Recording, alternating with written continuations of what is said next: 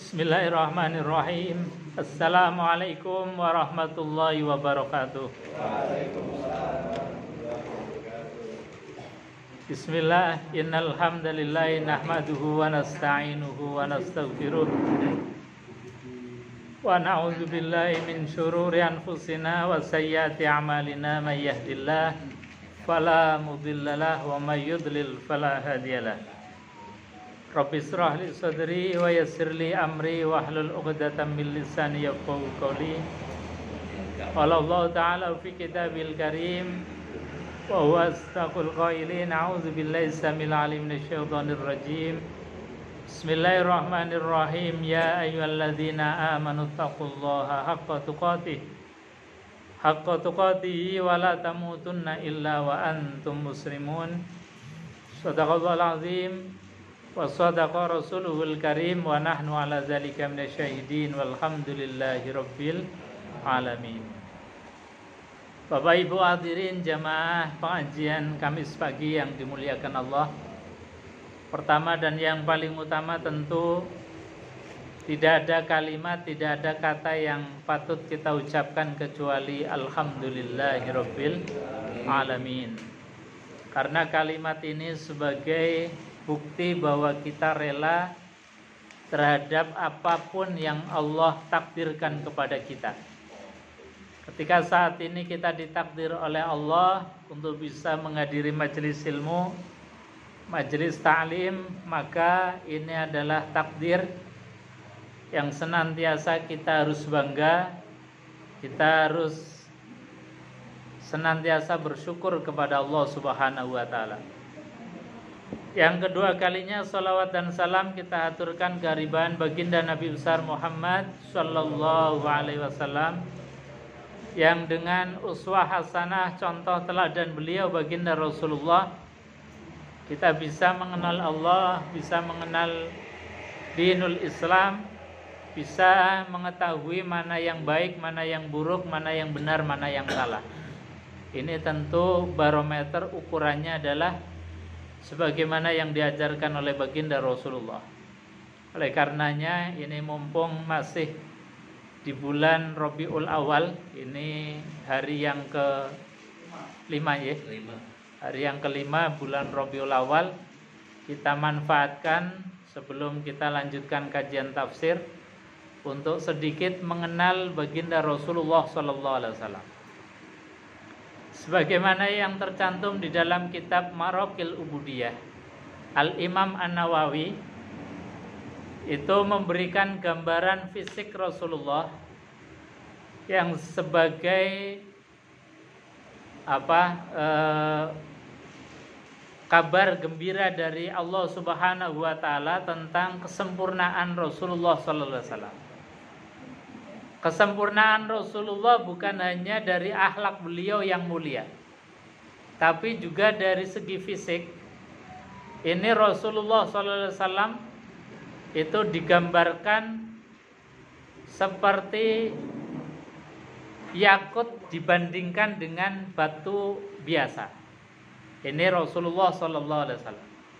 Makanya kualitas Rasulullah ini disebutkan di dalam kitab Maraqil Ubudiyah. Ada beberapa ciri-ciri. Yang pertama kata beliau bahwasanya Rasulullah sallallahu alaihi wasallam itu lam yahtalim qattu toha mutlaqan abada. Jadi Rasulullah tidak pernah bermimpi buruk, tidak pernah bermimpi jelek. Di antara mimpi jelek itu adalah ihtilam. Meskipun ihtilam, mimpi basah itu adalah sesuatu yang menjadi fitrah, bahkan menjadi ukuran seseorang itu sudah baligh atau belum. Itu dalam fikih disebutkan ukurannya adalah ihtilam. Jadi ketika seorang anak laki-laki sudah ihtilam, sudah mimpi basah, itu artinya sudah mukallaf, sudah terkena taklif hukum kewajiban. Kewajiban sholat, kewajiban puasa, kewajiban yang lain-lainnya itu sudah terkena hukum. Ini namanya mukallaf. Cirinya mukallaf itu adalah ihtilam. Tapi bagi Rasulullah SAW tidak pernah mimpi yang sifatnya menjadi turun kewibawaan Rasulullah SAW. Apalagi mimpi yang buruk. Misalnya mimpi dikejar-kejar debt collector, atau mimpi ketemu dengan orang yang ngutangi kita. Ini kan mimpi buruk. Rasulullah nggak pernah. Ini tandanya bahwa Rasulullah SAW itu punya hati yang bersih. Jadi hati yang bersih ini sangat berpengaruh terhadap jiwa dan mental, juga berpengaruh terhadap psikis kita. Bahkan sampai ke bawah tidur. Ini karena apa? Karena hati ketika tidur itu belum dibersihkan. Makanya ini menjadi penting membersihkan hati sebelum tidur. Ini diantara hal supaya kita dijauhkan dari mimpi-mimpi buruk. Makanya banyak cerita, banyak ada di dalam hadis Rasulullah SAW, sahabat yang punya amalan istimewa. Sebelum tidur, beliau senantiasa memberikan maaf kepada siapapun yang pernah menzoliminya. Dan juga berdoa agar siapapun yang di siang hari tadi terzolimi oleh dirinya, mudah-mudahan mereka pun membukakan pintu maaf untuk dirinya. Ini artinya apa? Bahwa momentum sebelum tidur itu adalah waktu yang sangat penting untuk membersihkan hati kita dari penyakit-penyakit. Makanya Rasulullah SAW kenapa tidak pernah ikhtilam, bermimpi buruk? Karena Rasulullah SAW adalah seorang yang tidak pernah punya penyakit hati. Yang kedua, kata Al-Imam An-Nawawi, Rasulullah SAW itu wa ma tasa'aba aslan fi madaz zamani. Nabi nggak pernah angop, nggak pernah menguap. Nah ini Rasulullah SAW. Beda dengan kita. Kita ini capek sedikit sudah angop. Dengarkan pengajian angop. Dengarkan khutbah Jum'ah hampir sepertiga masjid angop. Nah ini keumuman kita itu begitu. Artinya apa? Kalau kita punya sifat atau kebiasaan angop, ini justru malah untung. Untungnya apa? Untungnya nggak disangka sebagai nabi. Karena apa? Di antara ciri-ciri kenabian itu punya sifat khas. Kekhasannya nabi itu nggak pernah angop. Ya. Jadi ya termasuk Rasulullah dan nabi-nabi terdahulu itu diceritakan di dalam kitab-kitab. Nabi yang terakhir Rasulullah itu punya akhlak yang sangat luar biasa. Di antara akhlaknya adalah tidak pernah tasa'ab, tidak pernah angop. Jadi Nabi SAW meskipun dalam aktivitas keseharian itu luar biasa capeknya, misalnya perang menghadapi musuh-musuh, juga persiapan untuk membuat benteng, membuat parit dan lain sebagainya ketika perang Khandaq. Tapi Nabi SAW nggak pernah kecapean sampai angop. Jadi kalau mau tidur ya langsung tidur aja. Nah, ini Rasulullah Shallallahu Alaihi Wasallam. Kenapa tidak pernah angop atau menguap? Karena bagaimanapun juga gantengnya seorang, cantiknya seorang, kalau pas angop kemudian difoto, ini kemudian hilang cantiknya, hilang gantengnya. Artinya apa? Kewibawaan seseorang dalam keadaan itu langsung kemudian turun. Dan Allah Subhanahu wa taala tidak mau kewibawaan Rasulullah SAW itu hilang. Makanya dalam beberapa fisik Rasulullah diberikan kesempurnaan, tidak pernah angop.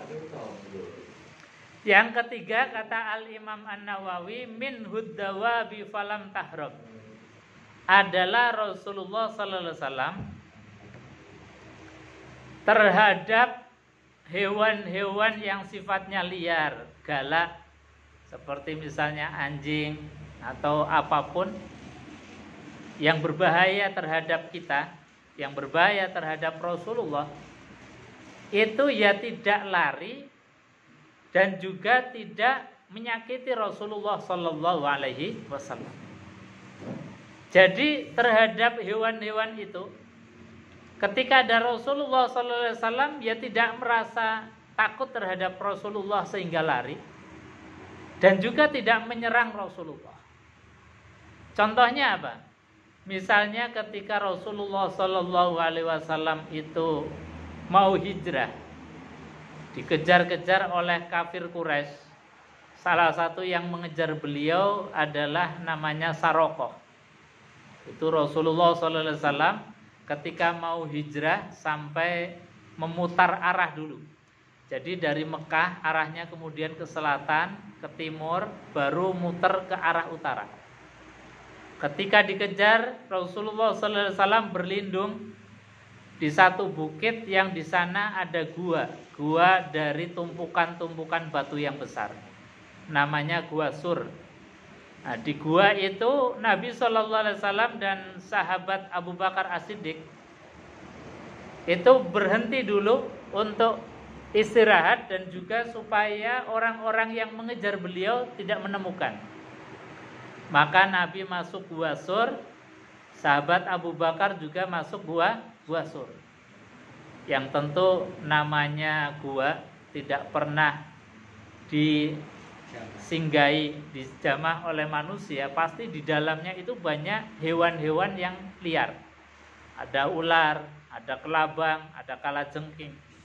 Rasulullah masuk, sahabat Abu Bakar pun demikian. Tapi semua hewan yang ada di sana terhadap Rasulullah yang enggak lari, yang enggak menggigit Rasulullah.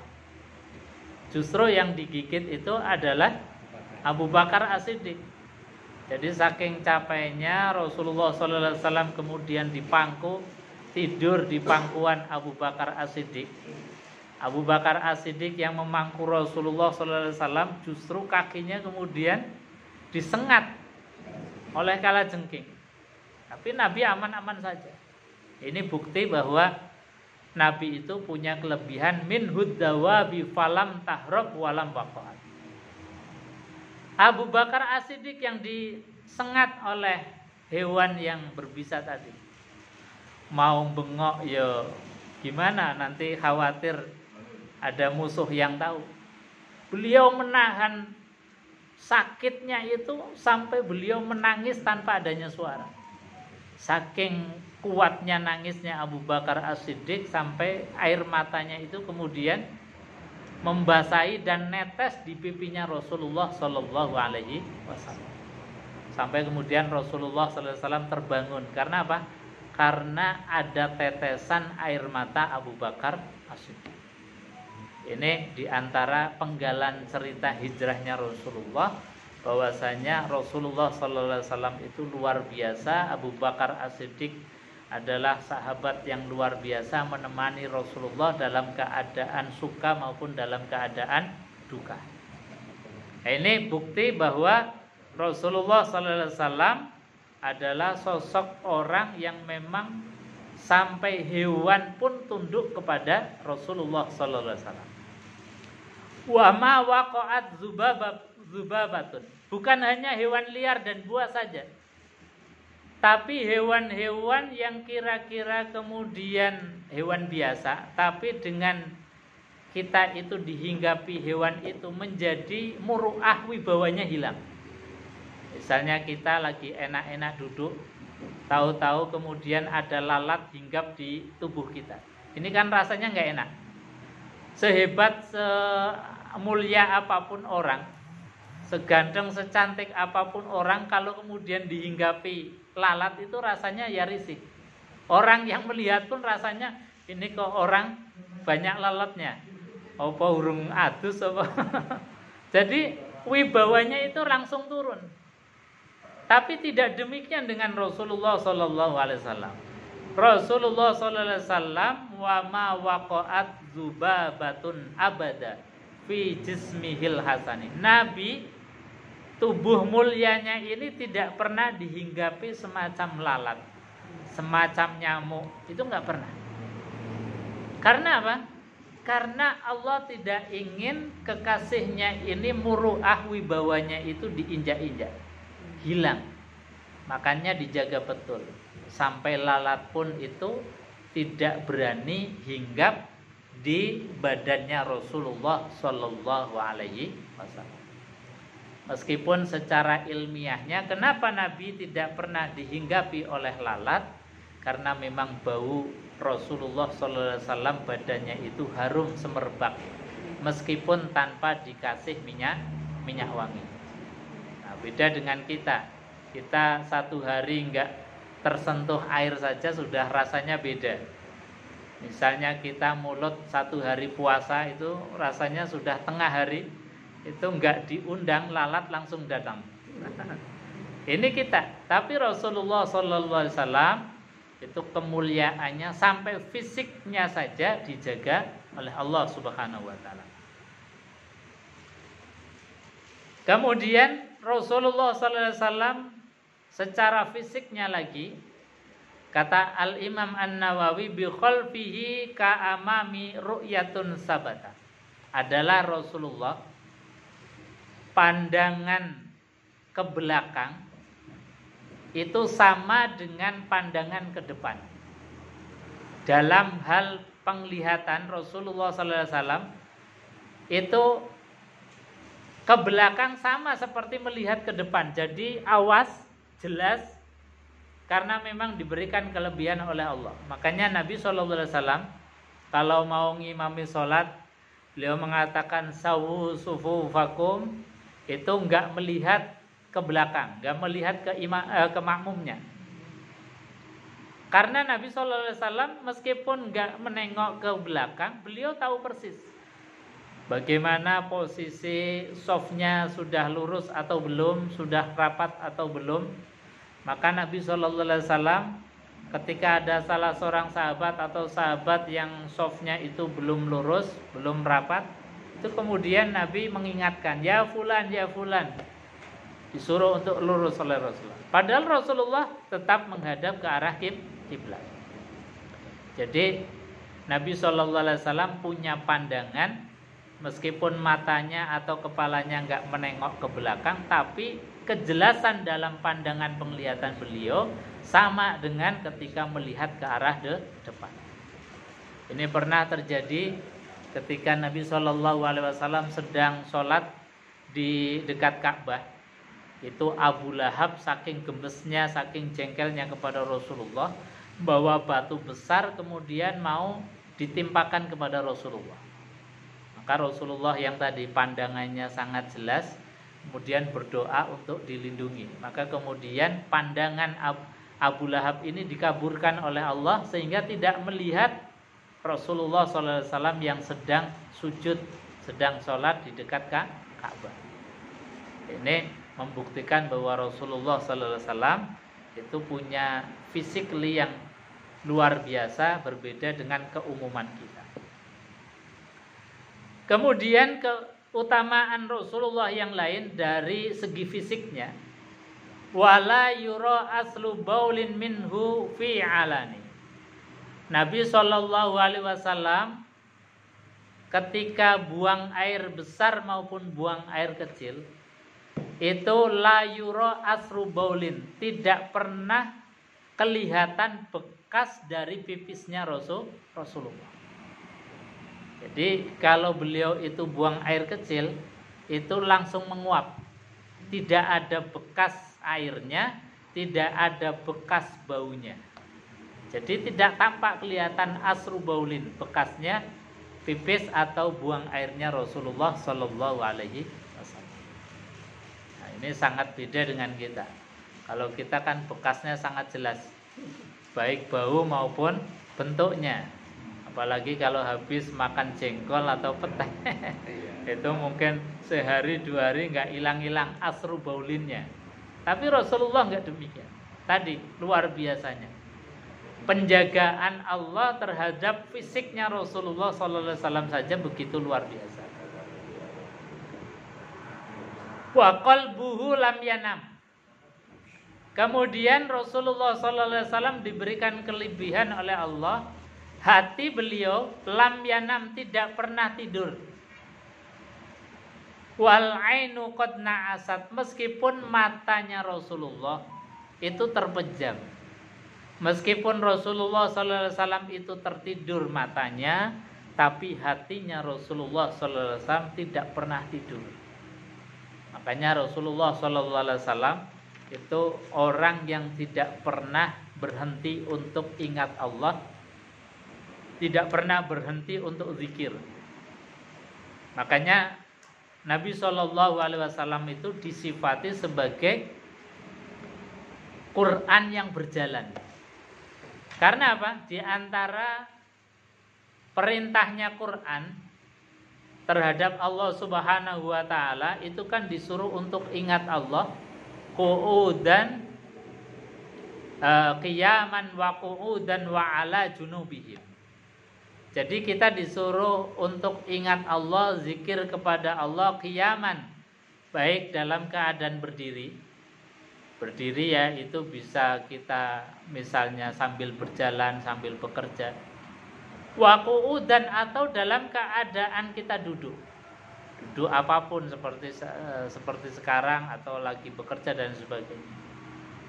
Wa ala junubihim, atau kita dalam keadaan berbaring. Itu disuruh untuk ingat kepada Allah Subhanahu wa taala. Nah, satu-satunya orang yang bisa melaksanakan perintah ini, qiyaman wa qu'udan wa ala junubihim, yang ingat kepada Allah dalam keadaan apapun, berdiri ya ingat Allah, duduk ya ingat Allah, sedang rebahan ya ingat Allah, itu hanya Rasulullah sallallahu alaihi wasallam. Kenapa? Karena beliau qalbuhu lam yanam, hatinya tidak pernah tidur. Nah, sementara kita jangankan mata terpejam, mata kita ini membuka saja, kadang-kadang sudah nggak ingat sama Allah. Yang diingat rasanya kok dunia terus, yang diingat rasanya uang, harta dan lain sebagainya. Nah, Allah